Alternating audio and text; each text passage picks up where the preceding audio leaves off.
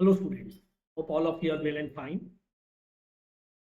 आज हम लोग फाइनेंशियल अकाउंटिंग सब्जेक्ट के अंडर में ब्रांच अकाउंटिंग चैप्टर पार्ट 3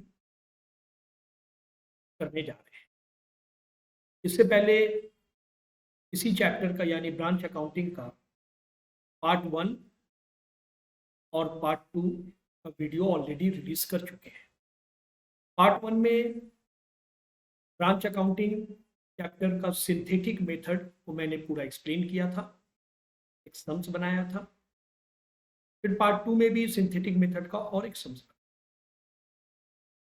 अभी पार्ट 3 में भी सिंथेटिक मेथड का और एक सम्स बनाएंगे। उससे पहले पार्ट 1 में मैंने जब एक्सप्लेन करके एक सम्स बनाया था तो वहां पर सन्डी डेटर का अमाउंट में एक छोटा सा मिस्टेक हो गया।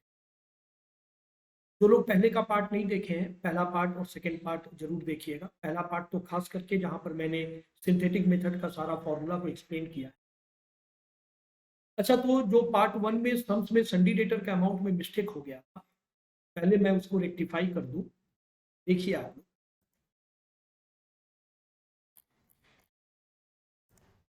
ये था वो सम्स, पीकेटी लिमिटेड का सम्स था। तो यहाँ सन्डी डेटर के अमाउंट में जो मिस्टेक हुआ था, यहाँ पर अगर आप फर्स्ट वीडियो को देखिएगा, गलती से 2000 रुपीज आ गया।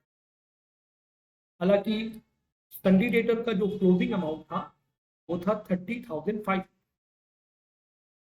तो 30,500 रुपया सन्डी डेटर का क्लोजिंग अमाउंट, यहाँ पर सन्डी डेटर का गलती से 2000 रुपीज आ गया था।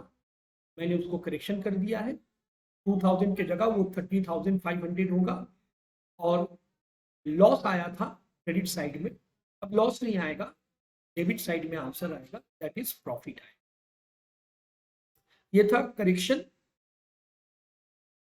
पार्ट 1 वाला वीडियो में। सम्स नंबर पहला सम्स का जो सम्स नंबर 1 का पहला सम्स जो मैंने करवाया था, उसमें ये मिस्टेक हो गया था।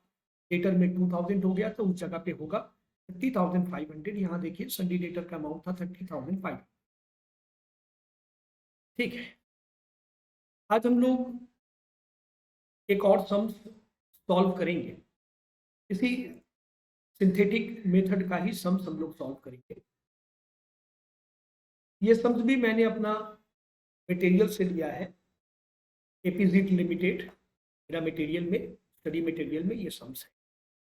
एपीजेड limited as a branch at Patna, goods are invoiced from head office to branch at cost plus 50%। एपीजेड limited का ब्रांच है पटना में। सामान जब भेजता है हेड ऑफिस ब्रांच को, तो कॉस्ट के ऊपर 50% चढ़ाकर, मतलब कॉस्ट के ऊपर 50% लोड डाल के चार्ज करके भेजता है। इसका मतलब यह है इनवॉइस प्राइस मेथड का समझ। ब्रांच जब सामान बेचता है तो इनवॉइस प्राइस में बेचता है। Branch sell goods at invoice price. Branch remits all cash receive to the head office. जितना भी पैसा मिलता है ब्रांच को पैसा 3 जगह से मिलता है। कैश सेल करके, कलेक्शन फ्रॉम डेटर से मिलता है, और अगर इंश्योरेंस क्लेम मिला तो वहां से भी मिलता है। ये सब पैसा ब्रांच हेड ऑफिस को भेज देता है, उसी को बोलते हैं रेमिट्स। रेमिट्स मतलब भेज दे। And all branch expenses are paid by the head office. Branch का सारा खर्चा हेड ऑफिस पेमेंट भी कर देता। ब्रांच अपना अकाउंट मेंटेन नहीं करता है, तो उसका अकाउंट कौन मेंटेन करता है? Head office. इसी को हम लोग डिपेंडेंट ब्रांच कहते हैं। ओपनिंग स्टॉक बता रहा है एट इनवॉइस। अच्छा, हम लोग को बनाना क्या है? हम लोग को यहाँ ब्रांच अकाउंट बनाने के लिए बोला है, वेयर पटना ब्रांच, यानी सिंथेटिक मेथड से सबको सॉल्व करना है। Opening stock, invoice price, debtor का opening, goods send to branch at invoice price. Head office ने जो सामान, goods return by debtor, sales return, return inward है ये। Normal loss, invoice price. Cash sale, credit sale. Shortage, shortage invoice price. Normal loss है ये, बोल भी दिया है ये। एक्सपेंसेस ब्रांच का जो हेड ऑफिस दे देता है। डिस्काउंट अलाउड, यहाँ पर ध्यान दीजिएगा, क्लोजिंग स्टॉक का अमाउंट मिसिंग है। ब्रांच का ओपनिंग स्टॉक का अमाउंट पता है, क्लोजिंग स्टॉक मिसिंग है, वो हमें पता लगा लेंगे वो। यहाँ पर हम लोग को डेटर अकाउंट बोला नहीं है, फिर भी हम लोग वर्किंग्स में बनाएंगे क्योंकि डेटर्स का ओपनिंग और क्लोजिंग बैलेंस दिया हुआ है। ठीक है, तो एक ब्रांच अकाउंट आपको बनाना है और साथ में एक सन्डी डेटर का अकाउंट को बनाना है। यहाँ दिल्ली ब्रांच नहीं होगा, यहाँ पटना ब्रांच, ये मैं करेक्शन कर दूँ।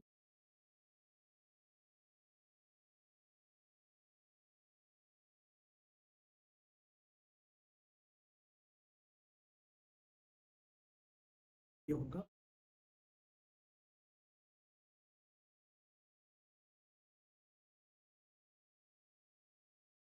सबसे पहला जो हमारा काम होगा इस लोड अनलोड हम लोग को कैलकुलेट कर लेना।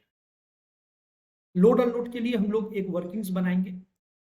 देखिए लोड कितना है, मतलब प्रॉफिट कितना चार्ज करता है, कॉस्ट प्लस 50%। तो हम लोग वर्किंग करेंगे, लोड कैलकुलेट कर रहे हैं, जहां जहां इनवॉइस प्राइस में है सबका लोड आपको अनलोड करना पड़ता है, उसके लिए वर्किंग्स में लोड कैलकुलेट करना पड़ता है। प्रॉफिट है 50% ऑन कॉस्ट, तो कॉस्ट हो गया 100, प्रॉफिट हो गया 50, इनवॉइस प्राइस हो गया 150। हाँ ठीक है, तो कर दूं, ये 50 होगा और यहाँ भी जो मिस्टेक है मैं उसको करेक्शन कर दूंगा। पटना ब्रांच, ठीक, करेक्शन कर दिया मैंने। तो प्रॉफिट 50% ऑन कॉस्ट, कॉस्ट हो गया 100, प्रॉफिट हो गया 50, इनवॉइस प्राइस 150। अब सबसे पहले मुझे ओपनिंग स्टॉक डालना है। ओपनिंग स्टॉक डेबिट में आता है, टू बैलेंस बीडी, शुरू का डेट डालिएगा। डेट कॉलम हम नहीं डालें, जगह छोटा पड़ जाता है, आपको डेट कॉलम बनाना है, ओपनिंग डेट डालना है 78,000। ये कौन सा प्राइस है देख लीजिए, ये है आपका इनवॉइस प्राइस, तो इसका लोड निकालना है। इनवॉइस प्राइस मतलब ये 150 के बराबर है, इट इज इक्विवेलेंट टू 150। आपको 50 पता लगाना है, लोड पता लगाना है। ये रहा 26,000। एक बार आप लोग भी कैलकुलेट करके जरूर देख लीजिएगा, फिर भी मैं एक बार चेक कर ले रहा हूँ। हाँ ठीक है, 26,000। तो क्रेडिट साइड में इसको अनलोड करना पड़ेगा, और क्रेडिट साइड में जब अनलोड होता था डेट वही शुरू का स्टॉक रिजर्व नाम से अनलोड होगा। नेक्स्ट अगला आइटम, डेटर का ओपनिंग दिया है। डेटर का ओपनिंग ब्रांच अकाउंट का डेबिट में जाएगा, टू बैलेंस बीडी के अंडर में जाएगा, और डेटर अकाउंट का डेबिट में जाएगा, डेटर अकाउंट का डेबिट में टू बैलेंस बीडी नाम से जाएगा। नेक्स्ट यहां भी डेट कॉलम बनेगा, ओपनिंग डेट डालिएगा। Next goods send to branch, invoice price 2,70,000। Goods send to branch, branch account का डेबिट में आता है, जनरल है branch account debit to goods send to branch. इसका भी लोड अनलोड करेंगे, ये भी 150 के बराबर है, 150 के बराबर है, तो हम लोग 50 बराबर पता लगाएंगे। ये रहा load on goods send to branch, ये भी 150 के बराबर है, 150 के बराबर है। इनवॉइस प्राइस है, आपको 50 पता लगाना है, 90,000 रुपया इसका लोड आ रहा है, तो 90,000 रुपया हम लोग इसको अनलोड करेंगे क्रेडिट साइड में। क्लोजिंग डेट होगा डेट कॉलम में, यहाँ भी क्लोजिंग डेट होगा, क्रेडिट साइड में अनलोड कर दिया 90,000 रुपया। Next goods return by debtor, यह है सेल्स रिटर्न, ये डेटर अकाउंट में आता है, ब्रांच अकाउंट में नहीं आता है। जनरल एंट्री क्या है, return inward account debit to debtor, ये रहा क्लोजिंग डेट, डेटर का क्रेडिट साइड में, ब्रांच अकाउंट में नहीं आता है। Next abnormal loss at invoice price, synthetic method में नॉर्मल लॉस एबनॉर्मल लॉस का कोई रिकॉर्डिंग्स नहीं होगा, क्योंकि ये लॉस हेड ऑफिस और ब्रांच के बीच का ट्रांजेक्शन नहीं है। बहुत ऑथर के बुक में आप देखेंगे ऐसा किया है, या बहुत टीचर भी ऐसा करते हैं, बट मैं यही प्रूडेंसी मानता हूं कि normal loss, abnormal loss, it is not a transaction between head office and branch, so it should not be recorded in branch account, नहीं आएगा ये। कैश सेल ब्रांच अकाउंट का क्रेडिट में आएगा, बाई बैंक नाम से आएगा, जनरल है bank account debit to branch account, ये रहा cash sale. Next credit sale debtor account में आएगा। जनरल एंट्री क्या है, sundry debtor to sales, debtor का डेबिट में last date sundry debtor to sales 1,92,000। Next अगला ट्रांजेक्शन शॉर्टेज, नॉर्मल लॉस, अभी बताया normal loss and abnormal loss synthetic method में रिकॉर्ड नहीं होगा। एक्सपेंसेस 32,950, सारा एक्सपेंसेस का पैसा हेड ऑफिस दे देता है, ऊपर में ये बात बोल दिया था। ब्रांच अकाउंट का डेबिट में आएगा, जनरल एंट्री है branch account debit to bank account, ये रहा सारा एक्सपेंसेस का पैसा 32,950 हेड ऑफिस ने दे दिया ब्रांच को। Next discount allowed to debtor, ये डिस्काउंट डेटर का एंट्री है, डेट जनरल एंट्री है discount allowed account debit to sundry debtor, sundry debtor में बाई डिस्काउंट अलाउड, डेटर में आता है डिस्काउंट अलाउड, ब्रांच में नहीं आता है। नेक्स्ट डेटर का क्लोजिंग बैलेंस, ये ब्रांच में भी आएगा और डेटर में भी आएगा। ब्रांच का क्रेडिट साइड में बाई बैलेंस सीडी, डेटर का अमाउंट आएगा, इसका लोड अनलोड नहीं होता है, और डेटर का क्रेडिट साइड में बाई बैलेंस सीडी, डेटर का क्लोजिंग अमाउंट आएगा, लास्ट डेट होगा, सिर्फ इसमें ओपनिंग डेट, बाकी सब में क्लोजिंग डेट। सारा ट्रांजेक्शन रिकॉर्ड हो गया और कुछ बाकी नहीं है। अब सबसे पहले डेटर को क्लोज करेंगे, क्रेडिट साइड में कलेक्शन फ्रॉम डेटर मिसिंग है, पता चल जाएगा। डेबिट का टोटल बड़ा आएगा, डेबिट का टोटल 2,35,500, दोनों को जोड़ के दोनों तरफ ये पैसा बैठेगा। क्रेडिट का ये तीनों अमाउंट माइनस कीजिएगा तो डेटर का कलेक्शन पता चल जाएगा। जनरल क्या है, bank account debit to sundry debtor, credit side में आ गया डेटर का कलेक्शन बाय बैंक अकाउंट। ये बैलेंसिंग फिगर है, बैलेंसिंग फिगर लिख दीजिएगा, सीडी को बीडी बना दीजिएगा, इसमें क्लोजिंग डेट, इसमें नेम स्टेट। ये collection from debtor branch account में चला जाएगा। जनरल एंट्री क्या है, bank account debit to branch, ये जो बैंक के अंडर में तीन चीज आता है, cash cell, collection from debtor, insurance claim received, ये आ गया कलेक्शन फ्रॉम डेटर। अब ब्रांच अकाउंट को क्लोज करेंगे तो प्रॉफिट पता चल जाएगा। देखकर तो लग रहा है कि क्रेडिट साइड बड़ा है, क्रेडिट साइड, अच्छा क्लोजिंग स्टॉक मिसिंग है, तो पहले क्लोजिंग स्टॉक हम लोग पता लगाते हैं। चलिए क्लोजिंग स्टॉक पता लगाने के लिए हम लोग को एक वर्किंग्स करना पड़ेगा। अच्छा सोचिए जरा कि ब्रांच के पास शुरू में ये सामान था, 78,000 का सामान था, ये इनवॉइस प्राइस है। हेड ऑफिस ने और भी 2,70,000 का सामान भेजा, तो ब्रांच का सामान पे इजाफा हुआ, यानी ब्रांच का स्टॉक बढ़ गया। देखिए ये इंपॉर्टेंट वर्किंग है, सबसे इंपॉर्टेंट इस सवाल का यही है। क्लोजिंग स्टॉक कैलकुलेट कर रहे हैं ब्रांच का इनवॉइस प्राइस में, क्योंकि ब्रांच सारा चीज इनवॉइस प्राइस में रिकॉर्ड करता है। सबसे पहले ब्रांच में जो ओपनिंग स्टॉक था जिसका इनवॉइस प्राइस था 78,000, ये रहा।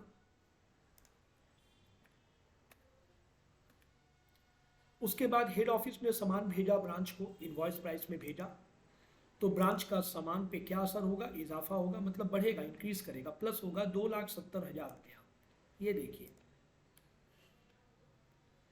टोटल सामान ब्रांच के पास इतना होना चाहिए। लॉजिक से सोचिए, ब्रांच ये सामान क्या किया, ब्रांच ये सामान में से सामान बेचा, कुछ सामान कैश में बेचा, कुछ सामान क्रेडिट में बेचा, और ब्रांच को बोल दिया था तुम भी इनवॉइस प्राइस में बेचना। ये देखिए ऊपर में बोला था branch sell goods at invoice price.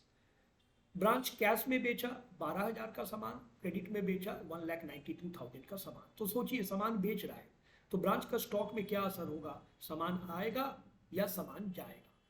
Naturally बेच रहा है तो सामान चला जाएगा, तो प्लस होगा या माइनस होगा, नेचुरली माइनस होगा। एबनॉर्मल लॉस, लॉस हो गया, इसमें ब्रांच का स्टॉक में क्या असर हुआ, स्टॉक यहां फिर से गया, यानी फिर से माइनस होगा, ब्रांच का स्टॉक घट गया। नॉर्मल लॉस, नॉर्मल लॉस में ब्रांच का स्टॉक में क्या असर होगा, फिर से सामान गया, यानी फिर सामान घट गया, 1,200 रुपया फिर से माइनस। अच्छा डेटर कुछ सामान लौटाया था ब्रांच को, तो ब्रांच का स्टॉक में क्या असर हुआ, ब्रांच का स्टॉक फिर से बढ़ गया। तो जब हम क्रेडिट सेल डालेंगे, क्रेडिट सेल में डेटर का ये जो रिटर्न है 7,500 रुपया, ये माइनस करके डालेंगे। क्यों? क्योंकि डेटर को जो सामान बेचा था 1,92,000 का सामान जो क्रेडिट में सेल किया था, उसमें से 7,500 का सामान डेटर ने रिटर्न किया। तो डेटर में जो सेल्स रिकॉर्ड होगा, ओरिजिनली 1,92,000 का सेल नहीं हुआ, क्योंकि वो तो लौटा दिया ना 7,500 का सामान। तो क्रेडिट सेल कितना हुआ, 1,92,000 से 7,500 डेटर जो रिटर्न किया था माइनस करके जो आएगा that is actual credit sale. तो ध्यान दीजिएगा, ब्रांच के पास इतना रुपया का सामान था। अब ये सामान कहाँ जा रहा है, जहां भी जा रहा है ब्रांच का स्टॉक घट रहा है, स्टॉक से माइनस होगा। पहला सामान लॉस हो गया, कुछ सामान तो लॉस हो गया, तो सामान चला गया, एबनॉर्मल लॉस। दूसरा कुछ नॉर्मल लॉस भी हुआ था, उसमें भी सामान गया, तो माइनस होगा फिर से। माइनस क्यों हो रहा है, लॉजिक से समझिए। लॉस हो रहा है तो स्टॉक में क्या असर हो रहा है, स्टॉक घट रहा है इसलिए माइनस हो रहा है। कैश में कुछ सामान सेल किया था कस्टमर को, तो गोडाउन से ही सेल किया होगा, स्टॉक से ही सेल किया होगा, फिर से स्टॉक घट गया, ये रहा। क्रेडिट में कुछ सामान सेल किया था, लेकिन उसमें से कुछ सामान रिटर्न आ गया था, तो क्रेडिट सेल जो दिया था क्वेश्चन में, वहां से सेल्स रिटर्न माइनस कर दीजिएगा तो नेट क्रेडिट सेल पता चल जाएगा। इसमें भी सामान आपका गोडाउन से गया, ये देखिए माइनस करके नेट क्रेडिट सेल था इतना। तो 4 रीजन से सामान चला गया। अब नॉर्मल लॉस के लिए गया, नॉर्मल लॉस के लिए गया, कैश सेल के लिए गया, क्रेडिट सेल के लिए गया। रीजन कुछ भी हो, स्टॉक में क्या असर हो रहा है, स्टॉक घट रहा है, माइनस करने से पता चल जाएगा फाइनली हमारे पास यानी ब्रांच के पास कितना सामान क्लोजिंग स्टॉक पे पड़ा है। फाइनली 1,35,300 का सामान क्लोजिंग स्टॉक पे पड़ा है। ये इनवॉइस प्राइस है, क्योंकि all these are invoice price. तो क्लोजिंग स्टॉक 1,35,300 हम लोग क्रेडिट साइड में रिकॉर्ड करेंगे। अब ये इनवॉइस प्राइस है, तो इसका भी लोड अनलोड होगा, यानी ये भी 150 के बराबर है, तो इसका भी अनलोडिंग करेंगे। 50 बराबर हम लोग निकालेंगे, 45,100 आ रहा है। 45,100 ये क्या निकल गया, सामान का लोड निकल गया, सामान का लोड निकल गया। ये हो गया आपका नंबर सी। ठीक, तो 45,100 अब इसको अनलोड कर दीजिए। अनलोड कहाँ होगा, डेबिट साइड में, ऑपोजिट साइड में अनलोड होगा। क्लोजिंग स्टॉक का अनलोड स्टॉक रिजर्व नाम से। अब फाइनली हम लोग आंसर निकाल सकते हैं, सब कुछ पता है। क्रेडिट साइड का टोटल बड़ा आएगा, देखकर ही लग रहा है ज्यादा है, 4,89,550। डेबिट का अमाउंट हम लोग माइनस करेंगे, तो डेबिट में आएगा तो प्रॉफिट हो गया, क्रेडिट में आएगा तो लॉस हो गया। ये रहा प्रॉफिट का अमाउंट, जो कि जनरल प्रॉफिट एंड लॉस में ट्रांसफर हो जाता है। थैंक यू स्टूडेंट, इस चैप्टर का और भी वीडियोस आएगा। Good day.